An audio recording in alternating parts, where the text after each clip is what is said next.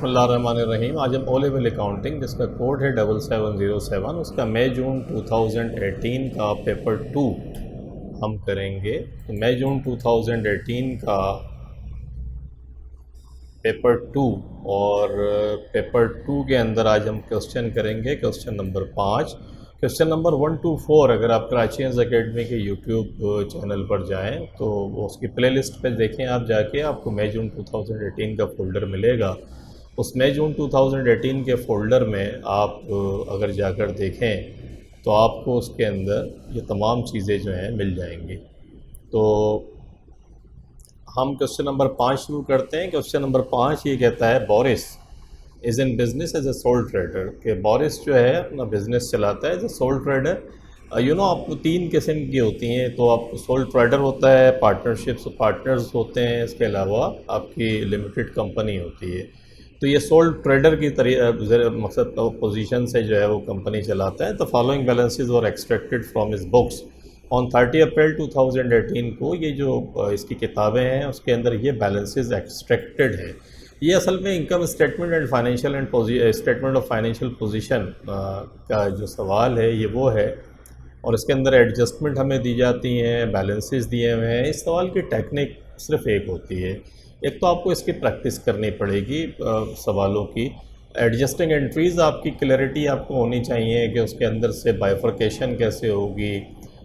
Income है तो income और एक्सपेंस के अंदर कैसे बाइफर्केशन हो रही है, डेप्रिसिएशन की कैलकुलेशन कैसे होगी, एक्रूड इनकम क्या होती है, एक्रूड एक्सपेंसेस क्या होते हैं, प्रीपेड किस तरीके से होता है। इस किस्म की चीज़ें वो प्रोविज़न फॉर बैड डेट्स की एडजस्टमेंट जो है वो नॉर्मली एग्ज़ाम्स के अंदर आती है।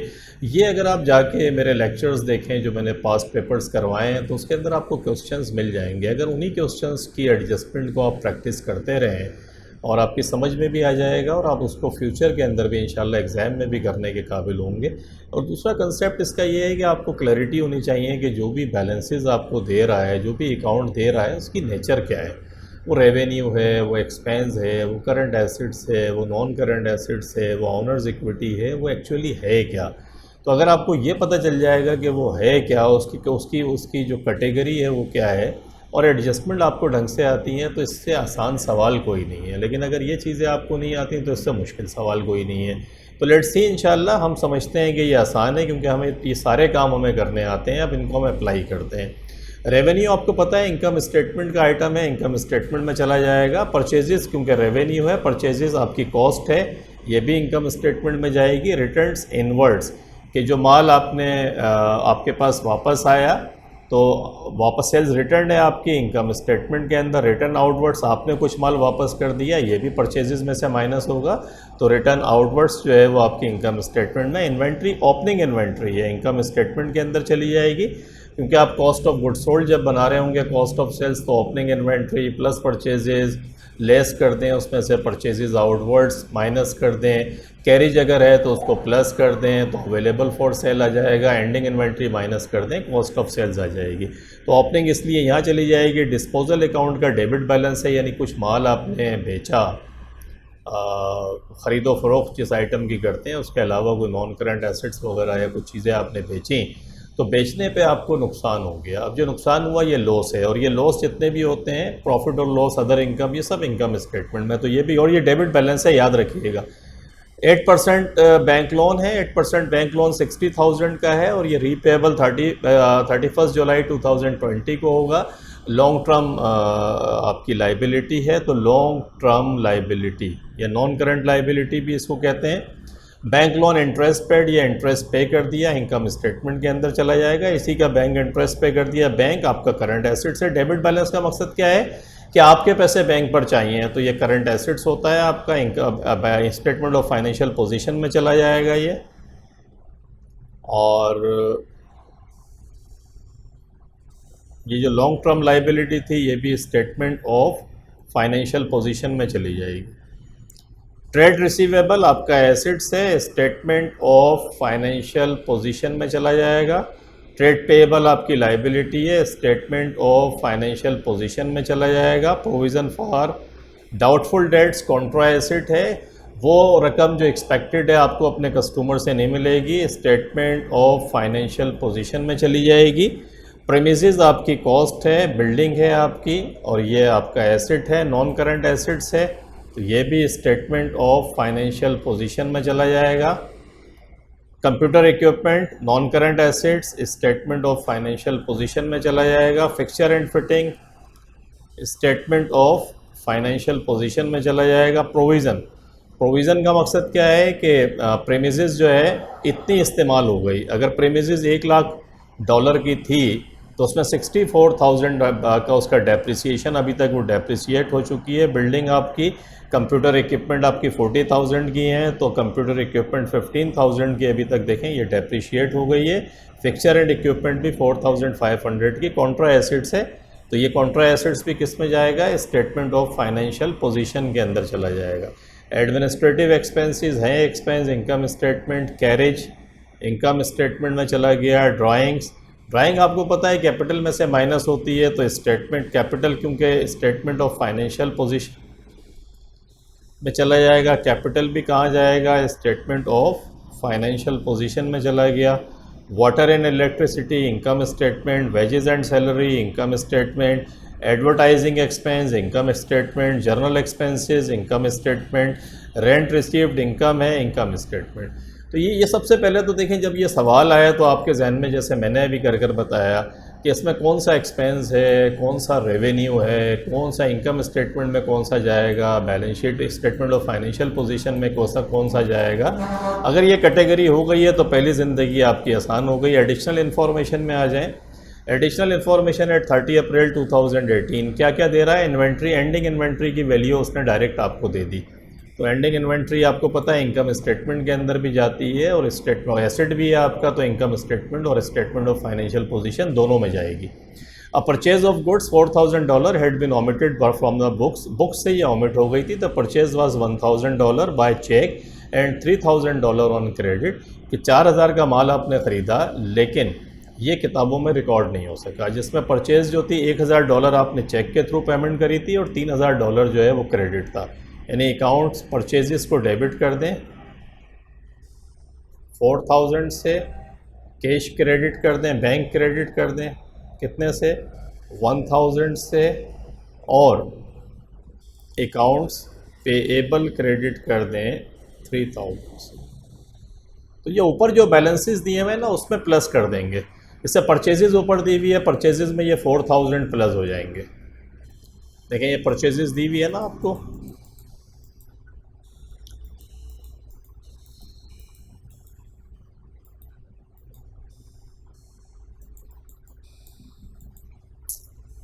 $2,42,000, इसके अंदर ये 4,000 रुपये ऐड हो जाएंगे, क्योंकि मज़ीद माल था वो किताबों में रिकॉर्ड ही नहीं हो सका, तो फिर आप रिकॉर्ड कर दें उसको।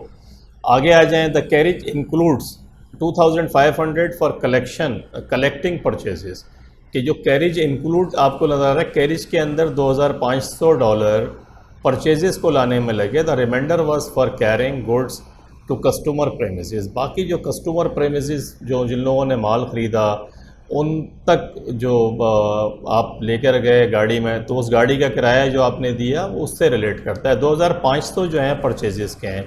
तो जब आप इनकम स्टेटमेंट बनाएंगे तो ये 2,500 आप क्या करेंगे, 2,500 परचेजेस के अंदर प्लस कर देंगे, इसी परचेजेस के अंदर जो आपको दिया हुआ है। और बाकी कैरिज देख लें है कितना कैरिज ऊपर, ये देखें कैरिज 11,500 है। तो 11,500 में से 2,500 ये परचेजेस का आ गया, तो इसको माइनस कर दें, तो 11,500 माइनस 2,500, तो ये 9,000 जो कैरिज है ये बेसिकली इनकम स्टेटमेंट के अंदर एक्सपेंसेस के अंदर चला जाएगा। ये 2,500 आप परचेजेस के अंदर प्लस कर दें, तो ये एडजस्टमेंट आपकी ये वाली आ गई। During the year Boris took goods for his own use 4,500, $4,500 की चीज़ें इसने अपने ज़ाती इस्तेमाल के लिए निकाली। जब आप इनकम स्टेटमेंट बनाने के लिए जाएंगे तो परचेसेस में से इसको माइनस कर देंगे, क्योंकि इसने निकाल ली। निकालने का मकसद है ड्राइंग को डेबिट कर दिया और परचेजेस को क्रेडिट कर दिया। तो परचेजेस जो ऊपर मौजूद है डेबिट, उसमें से इसको माइनस कर देंगे ताकि इनकम स्टेटमेंट में असल हमें पता चले कि जो माल हमने कस्टमर्स को बेचा उसकी लागत क्या थी। तो ये एडजस्टमेंट ये हो जाएगी। पाँचवें कहता है advertising expenses include 9,000 paid for a marketing campaign running from the beginning of March to the end of March August 2018 के एडवर्टाइजिंग एक्सपेंस में $9,000 शामिल हैं एक मार्केटिंग कैंपेन के। अपना माल जो आप बेचते हैं उसके लिए कोई एडवर्टाइजमेंट आपने करवाई थी, एक कैंपेन थी, उस कैंपेन का जो ड्यूरेशन था वो मार्च से लेके अगस्त तक था। तो गिनने महीने मार्च, अप्रैल, मई, जून, जुलाई, अगस्त, 6 महीने। 6 महीने के आपने $9,000 दिए, तो 6 महीने 9,000 को अगर मैं 6 से डिवाइड करूं तो 1,500 पर मंथ ये आ गया। हम स्टेटमेंट कब बना रहे हैं, जो हमसे वो रिक्वायर्ड कर रहा है वो देख लेते हैं। कहता है कि 30 अप्रैल 2018 को हमें इनकम स्टेटमेंट बनानी है। तो आप आ जाएं मार्च अप्रैल, 2 महीने वो कैंपेन जब इस्तेमाल हुई तो 2 महीने तो चले उसके पैसे सही हैं क्योंकि कैंपेन चल गई, अब आपको सेल्स मिली नहीं मिली, लेकिन आपने कैंपेन यूज़ कर ली। तो इसका मकसद है 9,000 में से 1,500 पर मंथ है। मार्च अप्रैल में हम स्टेटमेंट बना रहे हैं, तो $3,000 की कैंपेन ये एक्सपेंस है 9,000 में से, और बाकी 6,000 जो अभी एडवर्टाइजिंग के हैं ये हमारे अभी एडवांस हैं। जो एडवर्टाइजिंग एक्सपेंस एडवांस हम दे के बैठे हुए हैं, ये हमें बेनिफिट्स पहुंचाएंगे नेक्स्ट ईयर के अंदर, तो ये हमारा एसेट हो गया।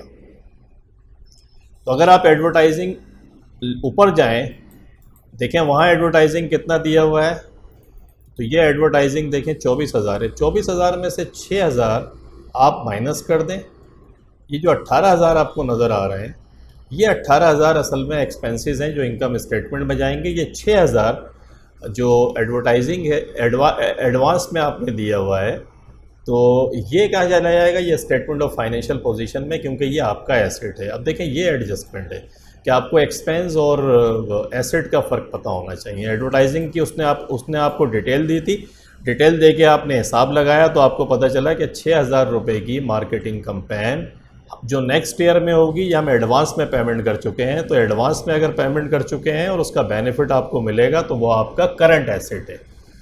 तो 6,000 करंट एसेट्स में चले गए, और बाकी 9,000 क्योंकि उस 24,000 का पार्ट था, तो 9,000 की इसने कहानी सुनाई। 9,000 में से 6,000 रुपये एडवांस है, बाकी एक्सपेंस हो गया। एक्सपेंस तो उसने दिया हुआ ही है ऊपर आपको, बस आप उसमें से ये 6,000 माइनस कर दें। देखें ये 24,000 दिया हुआ है, तो ये एडजस्टमेंट आपकी इस तरीके से हो गई। अगला है 3 months bank loan interest is due. 3 महीने का बैंक इंटरेस्ट का लोन जो है वो ड्यू है, यानी आपको ड्यू का मकसद है आपको पेमेंट करनी है। तो आ जाते हैं इधर बैंक इंटरेस्ट के अंदर। 8% बैंक इंटरेस्ट 60,000 है, 60,000 मल्टीप्लाइड बाई 8% का रेट है। देखें तो 60,000 का 8% निकाल लें, ये 4,800 बनता है।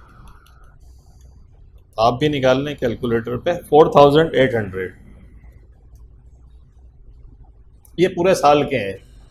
3 महीने का कहता है कि अभी बाकी है। जब भी परसेंटेज निकालेंगे ये पूरे साल के लिए होगी, याद रखिएगा आप। अभी इसका 3 महीने का निकाल लें, मल्टीप्लाइड बाय 3 डिवाइडेड बाय 12, तो 1200। ये जो इंटरेस्ट पेड की अमाउंट है, बैंक इंटरेस्ट पेड 2,400, इस 2,400 के अंदर प्लस कर दें 1,200, ये तो ये 3,600 एक्चुअली इंटरेस्ट पेड हुआ है।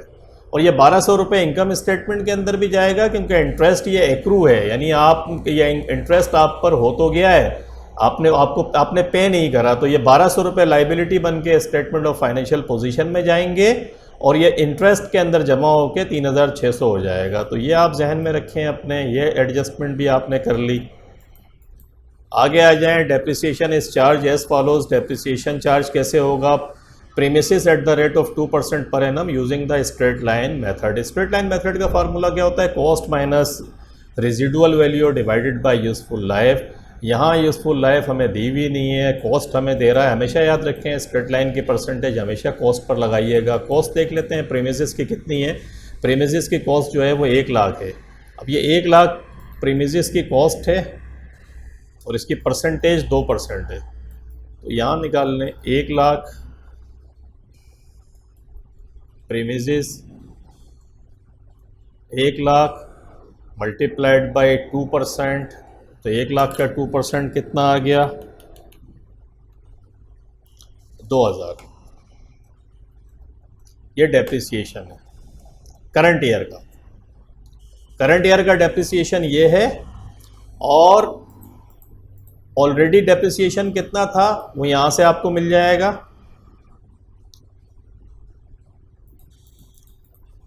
देखें प्रोविजन फॉर डेप्रिसिएशन देख रहे हैं आप, ये प्रीमिसेस का 64,000 का था 64,000, तो 64,000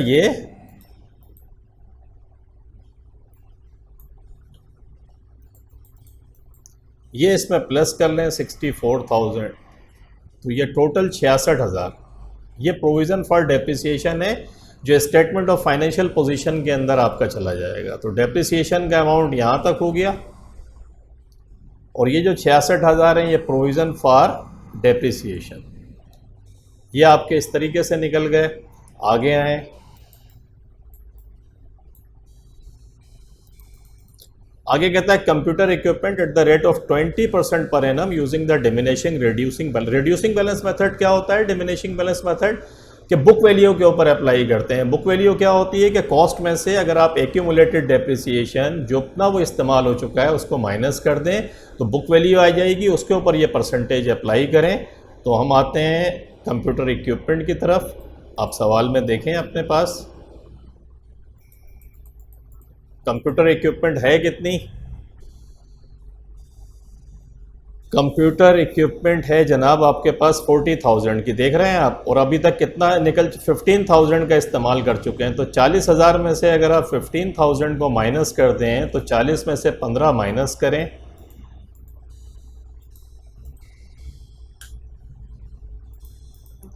ये कंप्यूटर आ जाएगा। इसका डेप्रिसिएशन निकाल लें डिमिनिशिंग बैलेंस मेथड से 25,000 बल्कि 40,000 माइनस 15,000, तो आप यूँ करें 40,000 माइनस 15,000। 15,000 क्यों माइनस कर रहे हैं? 40,000 देखें उसकी कॉस्ट थी, देखें ये 40,000 कॉस्ट है और 15,000 उसका प्रोविज़न फॉर डेप्रिसिएशन है। तो 40 में से 15 माइनस कर दें आप, ये आ गया आपके पास 25। इसकी परसेंटेज निकाल लें। परसेंटेज कितने परसेंट दे रहा है वो आपको? रिड्यूसिंग बैलेंस मेथड 20% देखें उसने कहा है, तो 20% आपने निकाल लिया इसका। तो 25,000 ज़रब 20%, यह आ गया 5,000। ये करंट ईयर का डेप्रिसिएशन है। अब प्रोविज़न फॉर डेप्रिसिएशन भी यही प्रोविज़न फॉर डेप्रिसिएशन भी कैलकुलेट कर लेते हैं। 5,000 ये करंट ईयर का निकला, और आप जाकर देखें सवाल के अंदर अब तक कितना निकला हुआ था, अभी हम कर आ रहे हैं 15,000 हमने देखा था। Provision for depreciation computer equipment ये 15,000, तो ये 15,000 पुराना था, 5,000 अभी निकाला आपने।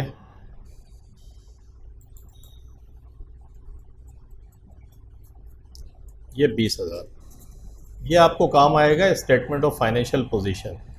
जब आप स्टेटमेंट ऑफ फाइनेंशियल पोजीशन बनाएंगे तो वहाँ ये जमा किया हुआ लिखते हैं। इनकम स्टेटमेंट के अंदर जो करंट ईयर का निकला है वो लिखते हैं, ये जहन में रखिएगा। अब आ जाए तीसरे की तरफ। तीसरा आपको क्या बताता है? तीसरा कहता है कि fixture and fitting eight the rate of 10% per annum on cost. Fixture and fitting का एक कॉस्ट है, तो देखें एट कॉस्ट कितनी है फिक्सचर एंड फिटिंग की। फिक्सचर एंड फिटिंग की कॉस्ट है 10,000, तो 10,000 का आप 10% निकाल लें। तो नंबर 3 कर लेते हैं हम, fixture and fitting. Fixture and fittings, इसका डेप्रिसिएशन कैसे निकालेंगे? डेप्रिसिएशन एक्सपेंस को, क्योंकि हमसे डायरेक्ट कह रहा है 10% निकालना है आपको, और 10% पर एनम ऑन कॉस्ट। और कॉस्ट अभी हमने देखी कि कॉस्ट हमारे पास है 10,000 और 4,500 वो है इसका, तो 10,000 का 10% निकाल लें।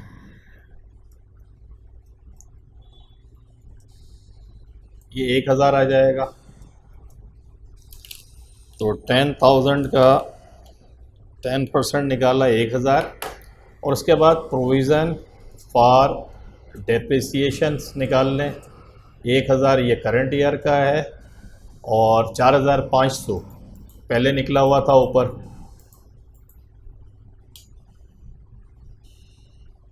ये देखें ये 4500, तो ये 4500 आप प्लस कर दें।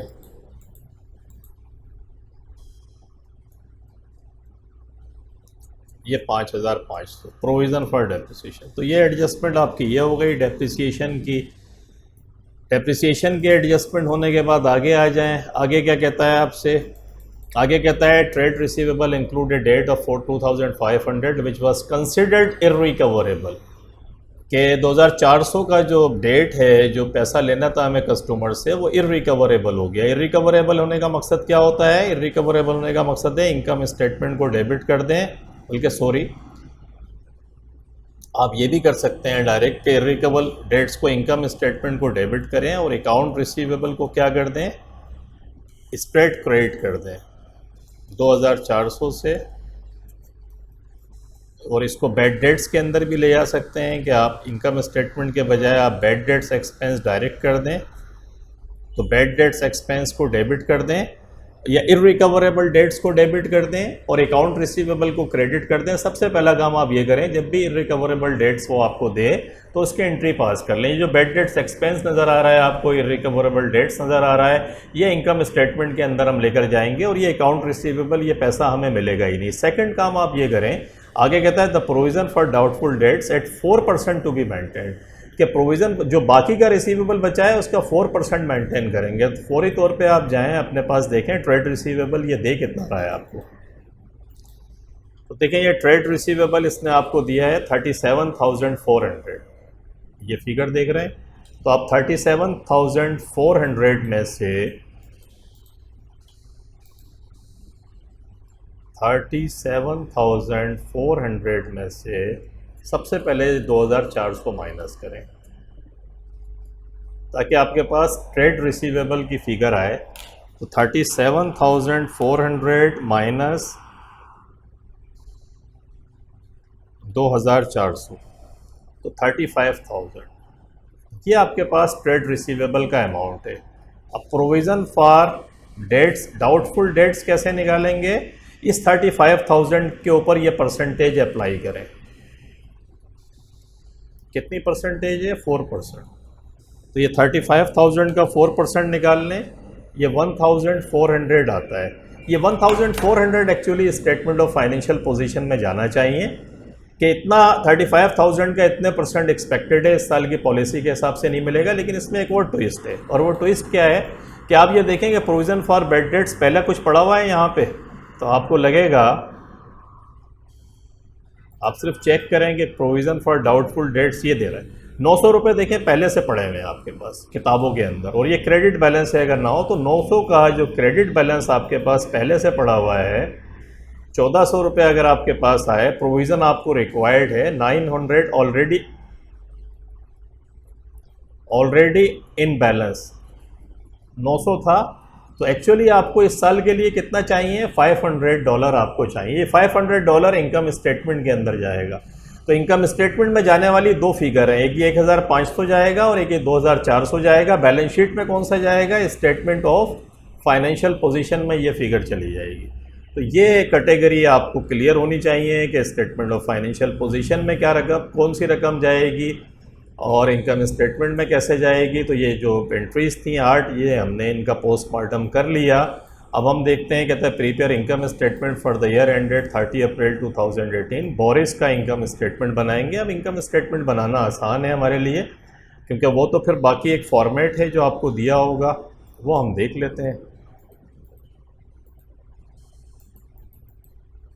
देखिए रेवेन्यू आपको दिया हुआ है 4,19,000, ये रेवेन्यू के अंदर लेकर आ जाएं। रेवेन्यू 4,19,000 देखें ये दिया हुआ था आपके पास सवाल में।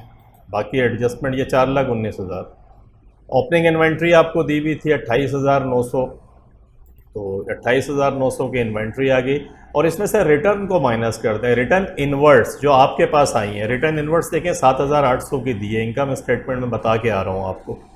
परचेजेस इन्वेंट्री की फिगर दी हुई है, परचेजेस के अंदर देखें जो भी फिगर है उसमें 4,000 मैंने भी एक्सप्लेन करा, ये परचेजेस की फिगर दी हुई है। इसमें 4,000 जो हमने लिखी नहीं थी वो प्लस कर दें, 2,42,000 में 4,000 आपने प्लस कर दिए तो ये 2,46,000 आ गई। कैरेज इनवर्ड्स का मकसद क्या हुआ, अभी जो नीचे हम एक्सप्लेन कर आ रहे हैं कि 2,500 रुपये रिलेट करते थे परचेजेस को लाने में, वो प्लस कर दें, ये प्लस हो गया आ गया। रिटर्न्स आउटवर्ड, रिटर्न्स आउटवर्ड का मकसद है कि जो माल वापस करा आपने, ये आउटवर्ड 6,200 आपको दे रहा था सवाल में, हम पढ़कर आ रहे हैं, माइनस कर दिया आपने।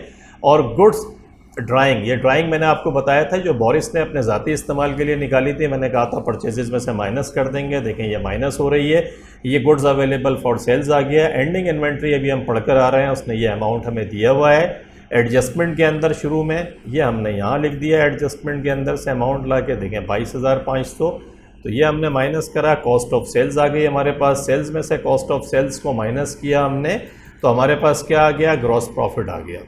ग्रॉस प्रॉफिट के अंदर हम क्या करेंगे, ग्रॉस प्रॉफिट के अंदर प्लस कर देंगे रेंट रिसीवेबल। रेंट रिसीवेबल क्या है,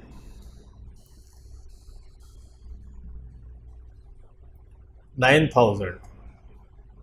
देखिए रेंट का अमाउंट इसने हमें दिया है इसके अंदर सवाल में, रेंट रिसीव। देखिए इनकम स्टेटमेंट जब हम पढ़ रहे थे कि ये रेंट आपने रिसीव्ड किया है, कोई प्रीमिसेस है आपने किराए पर दी हुई है, रेंट रिसीव्ड है तो प्लस कर देंगे, इनकम में आ जाएगा। तो ये रेंट रिसीव्ड आपने प्लस कर दिया, ये 1,00,000 आ गया, 176,000। उसके बाद क्या आते हैं डिस्पोजल, मैंने डिस्पोजल आपको बताया था कि डिस्पोजल डेबिट है तो एक्सपेंसेस में से लेस हो जाएगा। देखिए डिस्पोजल की अमाउंट दी हुई थी, कुछ माल बेचा था और माल बेचने पे आपको लॉस हो गया तो वो एक्सपेंसेस साइड वाली साइड पर आ जाएगा, वो आपने लिख दिया। ये डिस्पोजल का अमाउंट देखें, ये 7,500 ये आपको दिया हुआ था, आपने इसको लिख दिया। उसके बाद बैंक लोन आ जाए, मैंने आपको बता के आ रहा हूँ बड़ी डिटेल से, 3,600 मैंने कैलकुलेट कर भी दिखाया, पीछे से देख लें। एडमिनिस्ट्रेटिव एक्सपेंसेस के अंदर क्या करेंगे, 30,000 आ गया, वो एज इट इज़ उठा लें। एडमिनिस्ट्रेटिव एक्सपेंस में जिसमें कोई एडजस्टमेंट नहीं है वो एक्सपेंस तो आप ऐसे एज इट इज़ उठा लें, उसमें तो आपको कुछ करने की ज़रूरत भी नहीं है। ये देखें एडमिनिस्ट्रेटिव एक्सपेंस 30,000 दिया हुआ था, हमने डायरेक्ट लिख दिया उठा के। उसके बाद एडवर्टाइजिंग एक्सपेंस मैं अभी समझा के आ रहा हूँ कि 24 में से 6 माइनस कर देंगे, 6 उधर चला जाएगा, वो यहाँ आ गया। कैरेज के अंदर से अभी हम कर आ रहे हैं कि 11,500 में से 2,500 कैरेज वाला परचेजेस का ऊपर चला गया था, 9,000 यहाँ आ गए। वाटर एंड इलेक्ट्रिसिटी ऐसे ही उठा लें हम वहाँ से। वेजेस एंड सैलरीज़ के अंदर कोई एडजस्टमेंट नहीं थी, एक्सपेंस ऐसे ही उठकर आ जाएगा। एडवर्टीजमेंट आपने देख लिया, जनरल एक्सपेंस में कोई एडजस्टमेंट नहीं थी, ऐसे ही निकालने। डेप्रिसिएशन आपने तीनों का निकाला है। डेप्रिसिएशन एक्सपेंस है आपने देखें अभी निकाला था, प्रीमिसेस का 2,000, एक 5,000 था, एक 1,000 था, ये यहाँ देखें आपने पूरा निकाला है। मैं आपको पूरा कैलकुलेट करा के आ रहा हूँ। 2,000 आपने 2,000 देखें, प्रीमिसेस का 2,000 था, कंप्यूटर का आपके पास 5,000 था और फिक्चर एंड फिटिंग का 1,000 था। 2,000, 5,000, 1,000, तो ये 2,000, 5,000, 1,000 ये जो हमने कैलकुलेट करें ये आ गए। बेड डेट्स मैंने आपको बताया था, 2 बेड डेट्स मैंने समझाया था। एक बेड डेट्स 2,400 जो इरिकवरेबल था और जो हमने कैलकुलेशन से 500 निकाले थे ये हमने प्लस कर दिए, इन सबको हमने प्लस किया। प्लस करके ये 1,60,400 की अमाउंट आती है। इन सारे एक्सपेंसेस को प्लस करके जितने ये यहाँ से यहाँ तक के एक्सपेंसेस वो हमने ऊपर 1,76,000 में से माइनस करें तो 15,600 हमारा प्रॉफिट आ गया। बेसिक टेक्निक इसके अंदर क्या है कि देखिए जिन एक्सपेंसेस के अंदर कोई एडजस्टमेंट नहीं है उनको एज इट इज़ लिख दें, जिसके अंदर एडजस्टमेंट हो रही है वो मैं अभी आपको समझा के आ रहा हूँ, उसकी एडजस्टमेंट वाली फिगर लिखें। जैसे कैरेज के अंदर था कि 2,500 परचेजेस में जाना था, एडवर्टाइजमेंट में 6,000 अगले साल इस्तेमाल होना था, ये एडजस्टमेंट थी आपकी। बैंक लोन के अंदर 3 महीने का इंटरेस्ट आपको पे करना था, वो प्लस कर दिया आपने, ये एडजस्टमेंट आपने करी। उसके बाद प्रोविज़न फॉर डेप्रिसिएशन की कैलकुलेशन थी और प्रोविज़न फॉर डाउटफुल डेट्स की कैलकुलेशन थी, ये आपने करके इनकम स्टेटमेंट निकाल ली। बैलेंस शीट के अंदर आ जाएं, बैलेंस शीट के अंदर देखें नॉन करंट एसेट्स आपके दिए हुए थे, ये कॉस्ट लिख लें। नॉन करंट एसेट्स की वैल्यू 1,40,000, 10,000, ये आपको दी हुई है सवाल में, आप वहाँ से लिख लें। 1,40,000, 10,000, देखें ये तीनों वैल्यूज़ दी हुई हैं, ये आपने ऐसे लिख ली। ये मैंने आपको कैलकुलेट करके भी बताया, 66, 20, 5,500। देखें यहाँ है ये हम कैलकुलेट करके, मैंने कहा था यहाँ काम आएगा आपके। 66, 20, 2,500। देखें 66, ये 66 हमने निकाला, ये 20,000 और ये 5,500। 66, 20, 5,500 ये आपने निकाल लिया। इसे माइनस कर दें इसमें से, तो यह नेट बुक वैल्यू आपकी आ गई। एक्चुअली ये बचाया आपके पास, नेट बुक वैल्यू आ गई। नेट बुक वैल्यू में इन्वेंट्री की वैल्यू उसने आपको दी हुई थी। ट्रेड रिसीवेबल में से आपने क्या करा, 37,400 ये ट्रेड रिसीवेबल था। ट्रेड रिसीवेबल की वैल्यू 37,400 कैसे आई ये, देखें ये ऐसे आई,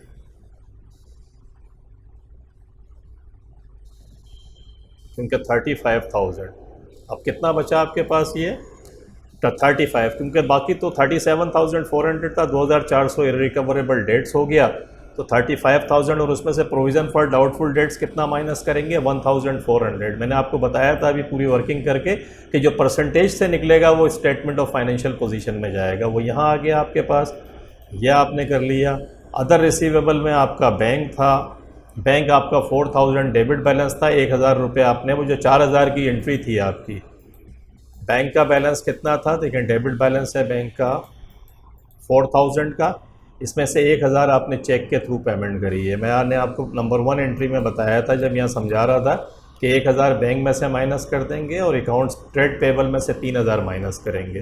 तो ये देखें यहाँ से आपने माइनस कर दिया 3,000, और ये अदर रिसीवेबल 6,000। 6,000 कौन सा है आपका, ये एडवर्टाइजिंग वाला है, एडवर्टाइजिंग एडवांस के 6,000 जो हम आए थे। तो आपने ये करंट एसेट्स हैं आपके, करंट एसेट्स आपने ये प्लस करे सारे, ये आ गया, और करंट एसेट्स के अंदर से आपने नॉन करंट एसेट्स आपके ऊपर दिए हुए थे, इनको आपने जमा किया तो टोटल एसेट्स आपके 1,23,600 हो गए। उसके बाद आ जाएं कैपिटल, ये आपके टोटल एसेट्स आ गए। इक्विटीज़ अब आप देख लें उठा के, इक्विटीज़ में कैपिटल आपको दे रहा है, वो सवाल के अंदर देखें कैपिटल दिया होगा आपको, ये कैपिटल 50,000। इसके अंदर प्रॉफिट जमा कर लें। प्रॉफिट आप पूछेंगे कौन सा आ गया प्रॉफिट मेरे भाई, वो वाला आ गया जो ऊपर हम निकाल कर आ रहे हैं अभी, देखें 15,600, ये 15,600 ये है, और कैपिटल के अंदर हम इसको प्लस करते हैं, इसको प्लस करते हैं, इसमें से ड्राइंग माइनस कर दें आप। ड्राइंग क्या होगी, 20,700 की फिगर दी हुई है, 4,500 की इसने परचेजेस ली, अभी हम पढ़कर आ रहे हैं। 20,700 दिया हुआ है, 4,500 की गुड्स अपने ज़ाती इस्तेमाल के लिए लिए हैं, वो प्लस कर दें, ये जमा करके आ जाएगा, तो आपके पास टोटल ऑनर्स इक्विटी आ गई। ऑनर्स इक्विटी के बाद में non current liabilities, bank loan 60,000 आपको दिया हुआ है इसने, ये बैंक लोन देखें 60,000 का आपको दिया हुआ था, ये 60,000, ये आपने 60,000 लिख दिया बैंक लोन ला के। करंट लाइबिलिटीज़ में ट्रेड पेबल के अंदर से 3,000 माइनस कर दीजिए, 3,000 प्लस कर दें क्योंकि लाइबिलिटी आपकी बढ़ गई। तो ट्रेड पेबल था कितना आपके पास, ट्रेड पेबल 19,000 आपके पास था, 19,000 में से 3,000 आप प्लस कर दें, 22,000। ये अदर पेबल कौन से हैं, ये 1,200, ये 1,200 क्या है, ये 1,200 अभी हम पढ़कर आ रहे हैं जो ड्यू थे हमारे ना,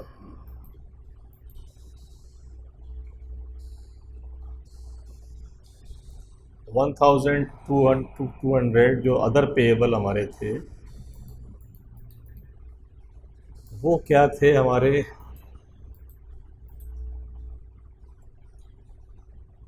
$4,500 ये परचेजेज हो गई हमारी, 1,000 ये हो गया, एडवर्टाइजिंग एक्सपेंस आ गया। 3 मंथ्स बैंक लोन, ये जो 3 मंथ्स का जो बैंक के ऊपर जो इंटरेस्ट था ये ड्यू था, ड्यू हमने निकाला था परसेंटेज करके, तो 1,200 जो अदर पेएबल, ये इंटरेस्ट पेएबल, ये हम कैलकुलेट भी करके मैंने आपको बताया था, 2400 में जो जमा किया था आपने, ये देखें ऊपर इंटरेस्ट में जब आप इनकम स्टेटमेंट बना रहे थे तो इंटरेस्ट के अंदर देखें 2400 ये और 1200 ये प्लस किया था, तो ये लाइबिलिटी ये पे करना है, ये आपने यहाँ लिख दिया इंटरेस्ट पेएबल, या प्लस करके यहाँ लिया है। जब इन सबको जमा किया तो ये 1,23,600 का अमाउंट बनता है। और ये लाइबिलिटीज़, ऑनर्स इक्विटी, ये एसेट्स हमेशा इक्विटीज़ के बराबर होते हैं, एसेट्स भी ये था आपका और इक्विटीज़ भी आपकी 1,23,600 आ गई। तो ये इक्विटीज़, तो assets is equal to equities, ये आपकी स्टेटमेंट ऑफ फाइनेंशियल पोजीशन जो है आपकी बन गई। तो आपने देखा कि क्वेश्चन कोई इतना मुश्किल नहीं था, बस इसकी डाइसेक्शन जब आप करेंगे, इसका पोस्टमार्टम करेंगे, दो बहुत इंपॉर्टेंट किस्म की स्किल्स हैं इस क्वेश्चन के अंदर। एक ये है कि जब भी आप किसी अकाउंट को पढ़ें तो फ़ौरन आपके समझ में आना चाहिए कि ये इनकम स्टेटमेंट में जाने वाला अकाउंट है या ये स्टेटमेंट ऑफ फाइनेंशियल पोजीशन में जाने वाला अकाउंट है। जब आप एडजस्टिंग एंट्रीज पढ़ें तो वो फिर आपको सेंस होना चाहिए कि यार एक्सपेंसेस इसमें से कैसे निकल रहे हैं, provision for doubtful dates, provision for depreciation, current year का डेप्रिसिएशन, कोई एंट्री मिस हो गई, एंडिंग इन्वेंट्री की ट्रीटमेंट क्या होगी, इंटरेस्ट वगैरह की कैलकुलेशन, ये 5-6 बड़े फेवरेट हैं एग्जामिनर के। अगर आप ये 3-4 साल की प्रैक्टिस कर लें, मैं पीछे अभी जो पेपर्स करा कर आ रहा हूँ, अगर वो पेपर्स आप statement of financial position and income statement के कर लें तो होपफुली ज़िंदगी आपकी आसान होगी और आपको आसान लगेगा। तो ये पेपर हमारा कंप्लीट हुआ आज के इस सवाल के साथ। मिलते हैं इंशाल्लाह एक नए पेपर के साथ, और क्राशियंस एकेडमी को सब्सक्राइब करना नहीं भूलिएगा। ये इरिकवरेबल डेट्स वगैरह मैंने बहुत डिटेल्ड से पढ़ाया है, अगर आप जाकर देखेंगे तो आपके कंसेप्ट्स भी क्लियर होंगे और इससे related provision for doubtful dates से रिलेटेड कोई भी सवाल होगा आप बहुत इत्मीनान से कर सकते हैं। तो क्राशियंस एकेडमी को सब्सक्राइब करें, इस नॉलेज को जो हम स्प्रेड कर रहे हैं इसको आगे थोड़ा सा बढ़ाएं, हेल्प करें हमारी। Thank you very much for watching the video. अल्लाह हाफिज़।